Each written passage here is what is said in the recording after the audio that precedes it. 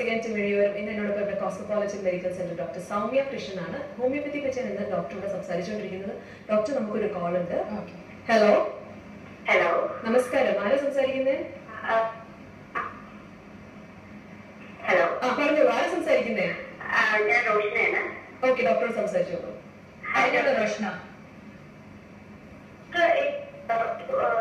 മുടി ഇങ്ങനെ റൗണ്ട് ആയിട്ട് പൊടിച്ചു പോകുന്നു. Actually I think it is alopecia something, right? Alopecia areata എന്ന് പറയുന്നത്. അതെ, പാച്ച് ആയിട്ട് പറയും. ഇത് എനിക്കൊരു 9 years ആയിട്ടുണ്ട്. ആക്ച്വലി ഇത് തുടങ്ങിയ സമയത്ത് ഞാൻ ഹോമിയോ കാണിച്ചിരുന്നു. അപ്പോ അത് ഇങ്ങനെ കഴിച്ചുകൊണ്ടിരിക്കുമ്പോ അപ്പൊ തന്നെ മുടി അവിടെ വരും, അതങ്ങനെ പോവും. പിന്നെ 2 months കഴിയുമ്പോൾ പിന്നെ എവിടെയെങ്കിലും പിന്നെ റൗണ്ട് ആയിട്ട് കൊഴിയും, അങ്ങനെ വരുന്നു. അങ്ങനെ 2 years കഴിഞ്ഞപ്പോ ഞാൻ സ്റ്റോപ്പ് ചെയ്തു. പിന്നെ ഇടയ്ക്കിടക്ക് എപ്പോഴെങ്കിലും ഒക്കെ ഒരു 6 months കൂടുമ്പോ ഇങ്ങനെ എപ്പോഴെങ്കിലും ഇങ്ങനെ കാണും തലയില്. ഞാൻ അപ്പൊ മരുന്നൊന്നും കഴിച്ചില്ല. ആക്ച്വലി അതങ്ങനെ മുടി പോയിട്ട് 2-3 weeks ആകുമ്പോ അവിടെ അപ്പോഴേ മുടി പുതിയത് വരും. അങ്ങനെ ഇങ്ങനെ പോകുന്നു. ഇപ്പോഴും ഇടയ്ക്ക് ഇപ്പൊ കുറെ കാലമായിട്ടുണ്ടായിരുന്നില്ല. ഇപ്പൊ 2-3 weeks ആയിട്ട് അങ്ങനെ പിന്നെ കാണുന്നു. പക്ഷെ മുടി വരുന്നുണ്ട്, അങ്ങനെ കംപ്ലീറ്റ്ലി പോകുന്നില്ല. ഇങ്ങനെ റൗണ്ടിൽ പോയിട്ട് ഒരു 2-3 weeks ആകുമ്പോ അവിടെ മുടി പിന്നെ വരും. ഇതിന് എന്താണ്, ഇതിനൊരു പെർമനന്റ് സൊല്യൂഷൻ വല്ലതുണ്ട് ഡോക്ടർ? ഇതിന് അലോപേഷ്യ കമ്പയർ ടു മറ്റുള്ള ഹെയർ ഫോൾ വെച്ചിട്ട് അലോപേഷ്യ എരിയറ്റയ്ക്കാണ് കൂടുതലായിട്ട് സ്കോപ്പ് ഉള്ളത്. അത് പേരെന്താ പറഞ്ഞേ? ഹലോ, പേരെന്തായിരുന്നു? റോഷന. റോഷന 2 years ആയപ്പോൾ അത് സ്റ്റോപ്പ് ചെയ്തു. കാര്യം അത് കുറച്ചുകൂടെ കണ്ടിന്യൂ ചെയ്യാമായിരുന്നു. അല്ലാന്നുണ്ടെങ്കിൽ അത് ശരിക്കും വളരെ ഫ്രീക്വന്റ് ആയിട്ടാണോ കഴിച്ചത്? അത് ഇൻബിറ്റ്വീൻ ബ്രേക്ക് ചെയ്തോ? എനിക്ക് തോന്നുന്നു ഞാൻ നാട്ടിലായിരുന്നു കാണിച്ചിരുന്നത്. അപ്പൊ ഇടയ്ക്കിടയ്ക്ക് ബ്രേക്ക് ചെയ്യാറുണ്ടായിരുന്നു. പിന്നെ നാട്ടിലെ മരുന്ന് കൊടുത്തു വിടാറായിരുന്നു ഇടയ്ക്കൊക്കെ. ബ്രേക്ക് ആവാൻ പാടില്ല. കറക്റ്റ്. പിന്നെ എന്താന്ന് വെച്ചാല് ഡോക്ടർ കാണുന്നില്ലല്ലോ നാട്ടില്, ബിക്കോസ് ലോങ് ടൈം അല്ലേ. അപ്പൊ ഡോക്ടർക്ക് ആ ഒരു അസസ്മെന്റും കുറവായിരിക്കും. ശരിക്കും ഒരു ഹോമിയോ ട്രീറ്റ്മെന്റ് ലോങ് സ്റ്റാൻഡിംഗ് കേസസിൽ എടുക്കുമ്പോൾ ഐഡിയലി ക്ലാസിക്കലി എങ്ങനെയാന്ന് വെച്ചാൽ കറക്റ്റ് ഫോളോ അപ്സ് വേണം. ഒരു മെഡിസിൻ കൊടുത്തു അതിന്റെ ആക്ഷൻ എങ്ങനെയാണെന്നുള്ളത് നമ്മൾ നോക്കിയതിനു ശേഷം ഇനി അടുത്ത എന്താണെന്നുള്ളത് നോക്കി ആ ഒരു കറക്റ്റ് ഫോളോ അപ്പ് ഉണ്ടെങ്കിലാണ് ഇതിന് ഏറ്റവും കൂടുതൽ ബെനിഫിറ്റ് ഉണ്ടാവുന്നത്. ഓക്കെ, തീർച്ചയായിട്ടും ഈ കംപ്ലൈന്റിന് റിസൾട്ട് ഉണ്ടാവും. ലോങ് വിത്ത് ട്രീറ്റ്മെന്റ് നല്ല ന്യൂട്രീഷണൽ ഫുഡ് ഒക്കെ കഴിക്കുക, പ്രോട്ടീൻ അടങ്ങിയ ഡയറ്റ് ഇൻക്ലൂഡ് ചെയ്യുക. അത് അവിടെ ഉണ്ടാകുന്നല്ലോ പല കാരണങ്ങളും കൊണ്ടുണ്ടാവാം. കാര്യം എന്തെങ്കിലും ലോക്കലായിട്ട് എന്തെങ്കിലും ഫംഗൽ ഇതൊന്നും ഉണ്ടോ എന്ന് നോക്കണം. പിന്നെ ബേസിക്കലി വേറെ എന്തെങ്കിലും ഹോർമോണൽ വേരിയേഷൻസ് ഉണ്ടോ എന്ന് നോക്കണം. പോളിസിസ്റ്റിക് ഡിസീസോ അങ്ങനെ എന്തെങ്കിലും, പിന്നെ തൈറോയിഡിന്റെ എന്തെങ്കിലും പ്രോബ്ലം, അതെല്ലാം റൂൾ ഔട്ട് ചെയ്ത് അതെല്ലാം കൂടെ കൺസിഡർ ചെയ്ത് വേണം നമ്മൾ ഇതിന് ട്രീറ്റ്മെന്റ് കൊടുക്കാൻ. ഓക്കെ, അപ്പൊ ഡെഫിനറ്റ്ലി ഒരു പ്രോപ്പർ ആയിട്ടുള്ള ഫോളോ അപ്പും പ്രോപ്പർ ന്യൂട്രീഷണൽ ആസ്പെക്ട് ഇൻവെസ്റ്റിഗേഷൻസ് എല്ലാം കൂടെ ചെയ്താൽ ഇത് അണ്ടർ കൺട്രോൾ ചെയ്യാം. ആക്ച്വലി ഞാൻ ഇങ്ങനെ കുറെ ഇതിനെ കുറിച്ച് റീഡ് ചെയ്തപ്പോ ഇങ്ങനെ ചില ടൈമിൽ ഇത് ഫുള്ളി ഹെയർ കംപ്ലീറ്റ് ആയിട്ട് കൊഴിഞ്ഞു പോകും, അങ്ങനെയൊക്കെ വായിച്ചു. പക്ഷെ എനിക്ക് അങ്ങനെ വരുന്നില്ല. എനിക്കിങ്ങനെ അതിൽ ഞാൻ ഇങ്ങനെ കുറെ ഫാക്ടേഴ്സ് വന്നിട്ട് അത് ഒരുമിച്ച് കൂട്ടിയിട്ട് അങ്ങനെ ഫുള്ളി ഹെയർ പോകും എന്നൊക്കെ വായിച്ചിരുന്നു. പക്ഷെ എന്റേത് അങ്ങനെയൊന്നും ആവുന്നില്ല. അപ്പൊ എനിക്ക് ഭയങ്കര ടെൻഷൻ ആദ്യം കളഞ്ഞാൽ മതി. അങ്ങനെയൊന്നും ഉണ്ടാവില്ല. നോട്ട് നെസസറി എല്ലാ കണ്ടീഷനിലും അങ്ങനെയൊന്നും ഉണ്ടാവത്തില്ല കേട്ടോ. Okay, thanks a lot. Doctor, നമ്മളിവിടെ നേരത്തെ ഗൈനക്കോളജിക്കൽ ഇഷ്യൂസിനെ കുറിച്ചാണ് സംസാരിച്ചുകൊണ്ടിരുന്നത്. അപ്പം എന്താണ് ഹോമിയോപ്പതിയിൽ അവൈലബിൾ ആയിട്ടുള്ള ട്രീറ്റ്മെന്റ്? അതായത് ഞാൻ പറഞ്ഞല്ലോ ഈ ടീനേജേഴ്സിൽ ഉണ്ടാകുന്ന സ്പാസ്മോഡിക് ഡിസ്മെനോറിയയ്ക്ക്, പിന്നെ ആ പീരീഡത്തിൽ പിന്നെ ഏർലി ഏജിലൊക്കെ ഇറഗുലർ ആയിട്ട് വരുന്ന പീരീഡ്സിന് അതിനൊക്കെ ഹോമിയോയില് ട്രീറ്റ്മെന്റ് ഉണ്ട്. പിന്നെ നേരത്തെ ഒരു കോളർ പറഞ്ഞ മതി ഫൈബ്രോയിഡിന്റെ ട്രീറ്റ്മെന്റ്. ആക്ച്വലി അതിന്റെ ഫൈബ്രോയിഡിന് അതിന്റെ സൈസിനെയൊക്കെ അസ്പെക്ട് ചെയ്തിരിക്കും. അപ്പം ആ കോളറിന്റെ അതിന് size was not regressing after 2 years. അപ്പൊ അങ്ങനെയുള്ള സിറ്റുവേഷൻ ചിലപ്പോൾ സർജിക്കൽ ഇൻഡിക്കേഷൻസ് റിമൂവ് ചെയ്ത് കളയാം.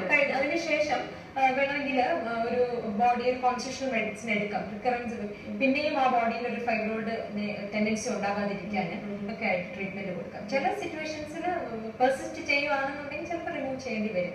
ഡിപ്പെൻസ്. ഓക്കെ, പക്ഷെ അതുപോലെ ഹോമിയോപ്പതിയിൽ നമുക്ക് ഡെഫിഷ്യൻസി, വൈറ്റമിൻ ഡെഫിഷ്യൻസിക്ക് വേണ്ടി സപ്ലിമെന്റ്സ് ഉണ്ടോ? ഓക്കെ, അതൊരു വളരെ നല്ല ചോദ്യമാണ്. ആ ടൈമിൽ നമുക്കൊരു കോൾ അറ്റൻഡ് ചെയ്യാലോ. Hello good afternoon. ഹലോ, ആരാ സംസാരിക്കുന്നത്? ഹലോ, ഞാൻ ശ്രുതി. ഡോക്ടറോട് സംസാരിച്ചു. ഡോക്ടറോട് സംസാരിച്ചു. ഡോക്ടർ. ഗുഡ് ആഫ്റ്റർനൂൺ ശ്രുതി, പറഞ്ഞോളൂ. എനിക്ക് 30 വയസ്സായി. എനിക്ക് ഭയങ്കര തലവേദനയാണ്. മൈഗ്രെയിൻ ആണെന്നാ പറഞ്ഞത്. ന്യൂറോളജിസ്റ്റിനെ കണ്ടിരുന്നു. കുറെ കാലമായിട്ട് അനാലിറ്റിക്സ് ഒക്കെ കഴിക്കുന്നുണ്ട്. പക്ഷെ ഇപ്പൊ അത് ഇന്റൻസിറ്റി കൂടി വരികയാണ്. അതായത് എനിക്ക് ഇങ്ങനെ ഷോപ്പിങ്ങിന് പോകാൻ പറ്റില്ല, ലോങ് ഡ്രൈവിനൊന്നും പോകാൻ പറ്റില്ല. അപ്പോ ഇതിന് മൈഗ്രെയിന് ഹോമിയോയിൽ നല്ല മെഡിസിൻസ് ഉണ്ടെന്ന് കേട്ടു. അതിനെ പറ്റി ഒന്ന് പറഞ്ഞു തരുമോ? ഓക്കെ, ആക്ച്വലി ശ്രുതി, ഇത് മൈഗ്രെയിന് വളരെ എഫക്റ്റീവ് ആയിട്ടുള്ള ട്രീറ്റ്മെന്റ് ഉണ്ട്. തീർച്ചയായിട്ടും ശ്രുതി ഒരു ഹോമിയോ ഡോക്ടറെ കൺസൾട്ട് ചെയ്ത് അതിന് ട്രീറ്റ്മെന്റ് എടുക്കാവുന്നതാണ്. വളരെ എഫക്റ്റീവ് ആയിട്ട് അധികം പെയിൻ കില്ലേഴ്സിന്റെ ഉപയോഗമൊക്കെ കുറച്ച് കൊണ്ടുവരാവുന്നതാണ്. വളരെ നല്ലൊരു എഫക്റ്റീവ് ട്രീറ്റ്മെന്റ് റൂട്ട് ഔട്ട് ചെയ്യാനുള്ള ട്രീറ്റ്മെന്റ് ഉണ്ട്. കുറച്ച് സമയം കഴിച്ചാൽ മതി. കണ്ടിന്യൂസ്ലി ഒരു 6 മാസമൊക്കെ കഴിച്ചു കഴിയുമ്പോഴത്തേക്ക് വളരെ എഫക്റ്റീവ് ട്രീറ്റ്മെന്റ് റിസൾട്ട് ഉണ്ടാവും. Okay, bye. അപ്പം വൈറ്റമിൻ ഡെഫിഷ്യൻസിക്ക് വേണ്ടി ഏതെങ്കിലും സപ്ലിമെന്റ്സ് അവൈലബിൾ ആണ് ഹോമിയോപ്പതിയിൽ? ഓക്കെ, ഹോമിയോപ്പതിയിൽ ആക്ച്വലി സപ്ലിമെന്റ്സ് നമ്മൾ കൊടുക്കാറുണ്ട്. ഇപ്പൊ കാൽഷ്യം ഡെഫിഷ്യൻസി കണ്ടു കഴിഞ്ഞാൽ കാൽഷ്യം സപ്ലിമെന്റ്സ് കൊടുക്കുന്നതുകൊണ്ട് കുഴപ്പമില്ല, അയൺ. പക്ഷെ അതിന്റെ ഒപ്പം നമ്മൾ എന്താ ചെയ്യുന്ന വെച്ചാൽ ഹോമിയോയില് മെഡിസിൻസ് ഇന്റേണലി കൊടുക്കും. ഹോമിയോ എന്തുകൊണ്ടാണ് ആ പേഷ്യന്റിന് അങ്ങനെ ഒരു അയൺ ഡെഫിഷ്യൻസി ഉണ്ടാകുന്നത്? ചില പേഷ്യൻസ് പറയാറുണ്ട്, ഇൻസ്പൈറ്റ് ഓഫ് ടേക്കിംഗ് എത്ര റിച്ച് ആയിട്ടുള്ള ഇത് എടുത്തിട്ടും ചിലപ്പോൾ അയൺ സപ്ലിമെന്റ്സ് കണ്ടിന്യൂസ് ആയിട്ട് എടുത്തിട്ടും എന്റെ ഹീമോഗ്ലോബിൻ ലെവൽ കൂടുന്നില്ല. അപ്പൊ എന്തുകൊണ്ട് അത് കൂടാത്ത ഇൻസ്പൈറ്റ് ഓഫ് ടേക്കിംഗ്? അപ്പൊ അതിനായിട്ട് ഹോമിയോയിൽ നമ്മൾ കോൺസ്റ്റിറ്റ്യൂഷണൽ മെഡിസിൻസ് ഉള്ളിൽ കൊടുക്കും. അതായത് ആ പേഷ്യന്റിന്റെ ഡൈജഷന് വേണ്ടിയിട്ടും അസിമിലേഷന് വേണ്ടിയിട്ടും better absorption of the food. Constitutionally ആ ബോഡി ഒന്ന് കറക്റ്റ് ചെയ്ത് അതെല്ലാം ബോഡിയിൽ നിന്ന് നന്നായി ഡൈജഷൻ വേണ്ടി കൊടുത്തു കഴിയുമ്പോഴത്തേക്കും ആ ഒരു ഹിമോഗ്ലോബിൻ ലെവൽ കൂടുന്നതായിട്ട് നമുക്ക് കാണാം. സപ്ലിമെന്റ്സ് ഓഫ് കോഴ്സ് നമ്മൾ ഏതാണോ ഡെഫിഷ്യന്റ് ആയിട്ട് കാണുന്നത് അത് അതിന്റെ രീതിയിൽ അതിന് എഗെയിൻസ്റ്റ് അല്ല ഹോമിയോപ്പതി ഒരിക്കലും കൊടുക്കാം. ബട്ട് ഇങ്ങനെ കൊടുത്താലും വളരെ റിസൾട്ട് ഉണ്ടാവാൻ എഫക്റ്റീവ് ആണ്. ഡോക്ടർ, മറ്റൊരു കോളിലോട്ട് പോവാം. Okay, hello, good afternoon. Hello, afternoon. My name is Muskan. Okay Muskan, ഡോക്ടറോട് സംസാരിച്ചോളൂ. You can talk to the doctor. Hello, സംസാരിച്ചോളൂ. ഡോക്ടർ, എന്റെ ഏട്ടത്തിന്റെ മോനുണ്ട്. അവൻ 3 വയസ്സാ. ഓക്കെ, അവൻക്ക് അഡ്നോയിഡും ഉണ്ട്, ടോൺസേഴ്സ് ഉണ്ട്. അപ്പൊ ഇത് കുറയ്ക്കാനേ മെഡിസിൻസ് വേണോ അല്ലെങ്കിൽ സർജറി ചെയ്യേണ്ടി വരുമോ? ആക്ച്വലി മുസ്കാൻ, കുട്ടിക്ക് എത്ര വയസ്സാണുള്ളത്? കുട്ടിക്ക് എത്ര വയസ്സാണ്? 3 years old. 3 years old. Okay, medicines വേണോ അത് സർജറി വേണോ എന്നാണോ ചോദിച്ചത്? ടോൺസേഴ്സിന്റെ വിരോധമായിട്ട് കാണുന്നത്. ഓക്കെ, അത് ആക്ച്വലി ഫസ്റ്റ് ഓഫ് ഓൾ എന്താ ചെയ്യേണ്ടതെന്ന് വെച്ചാൽ കുട്ടിയുടെ ഒരു എക്സ്റേ എടുത്ത് നോക്കാം. അഡിനോയിഡ് ടോൺസിൽസിന്റെ എക്സ്റേ എടുത്ത് നോക്കാം. എന്നിട്ട് നമ്മൾ നോക്കാം എത്ര ഒബ്സ്ട്രക്ഷൻ ഉണ്ടെന്ന് നോക്കണം. പിന്നെ കുട്ടിയുടെ സിംറ്റംസിന് അസസ് ചെയ്തിരിക്കും. അതായത് വളരെ സിവിയർ സിംറ്റംസ് ആണ്, രാത്രിയിൽ ഉറക്കം തീരെ കിട്ടുന്നില്ല, കുട്ടി ഡിസ്റ്റർബ്ഡ് ആണ്, രാവിലെ എഴുന്നേറ്റ് കഴിഞ്ഞാൽ ഉറക്കക്ഷീണം മാറുന്നില്ല, സ്കൂളിൽ പോയി കഴിഞ്ഞാൽ കോൺസെൻട്രേഷൻ കിട്ടുന്നില്ല. അപ്പൊ അതിന് അത്രത്തോളം വളരെ സിവിയർ ആയിട്ട് അഫക്ട് ചെയ്യുന്ന ലെവൽ ആണെന്നുണ്ടെങ്കിൽ ചിലപ്പം സർജിക്കൽ റിമൂവൽ വേണ്ടി വരും. അത് ആ എക്സ്റേ നോക്കിയും ആ കുട്ടിയുടെ സിംറ്റത്തിന്റെ ഇന്റൻസിറ്റി നോക്കിയിട്ടുമാണ് ഡിസൈഡ് ചെയ്യുന്നത്. ഓക്കെ, ഓക്കെ, താങ്ക്സ് എ ലോട്ട്. അപ്പോൾ ഡോക്ടർ വൈറ്റമിൻ ഡെഫിഷ്യൻസിയെ കുറിച്ചാണ് സംസാരിച്ചത്. അടുത്തേക്ക് ചോദിക്കാൻ നമുക്കൊരു കോളർ ഉണ്ടായിരുന്നു. ആക്ച്വലി ഹെയർ ഫോൾ ഇവിടെ വളരെ കോമൺ ആണ്.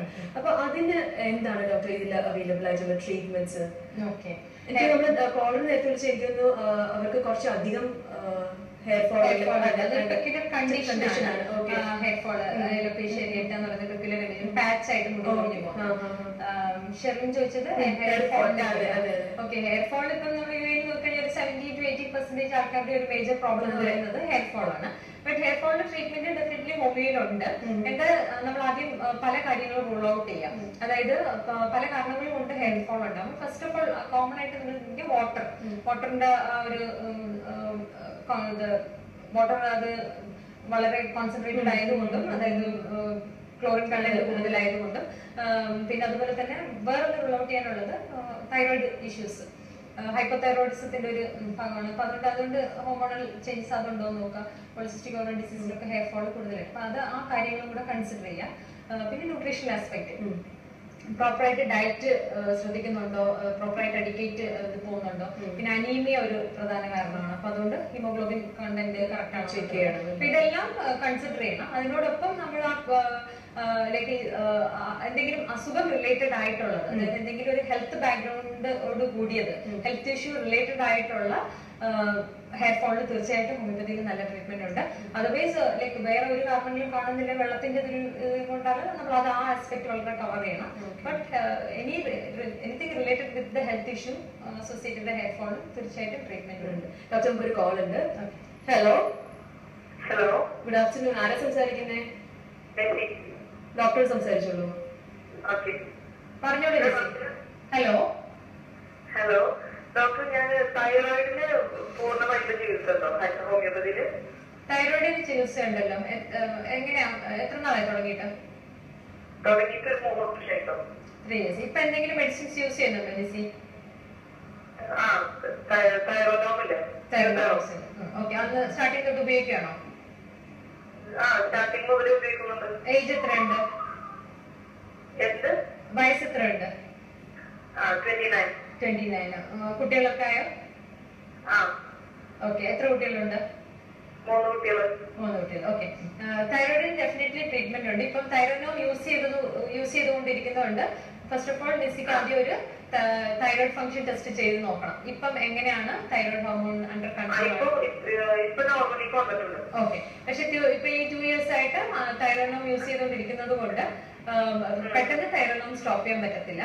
അതിന്റെ കൂടെ ഒരു ഹോമിയോ കൺസൾട്ടേഷൻ കഴിഞ്ഞതിന് ശേഷം ഒരു ഇൻഡിവിജ്വൽ ട്രീറ്റ്മെന്റ്, കോൺസ്റ്റിറ്റ്യൂഷൻ ട്രീറ്റ്മെന്റ് എടുത്തു കഴിഞ്ഞാൽ ഗ്രാജുവലി ഈ തൈറോയിഡ് യൂസ് ചെയ്തുകൊണ്ട് ഹോമിയോ ട്രീറ്റ്മെന്റ് സ്റ്റാർട്ട് ചെയ്ത് പ്ലസ് ഗ്രാജുവലി ഈ തൈറോയിഡ് കുറച്ച് കൊണ്ടുവന്ന് ഒരു കംപ്ലീറ്റ് ആയിട്ട് ചെയ്തെടുക്കാൻ പറ്റും. മാറി കിട്ടും. Okay, thanks a lot. Doctor, എനിക്ക് അവസാനം ചോദിക്കാനുള്ളത്, can homeopathy stand on its own to meet all the diseases? ഒരു പെർമനന്റ് സൊല്യൂഷൻ ഉണ്ടോ?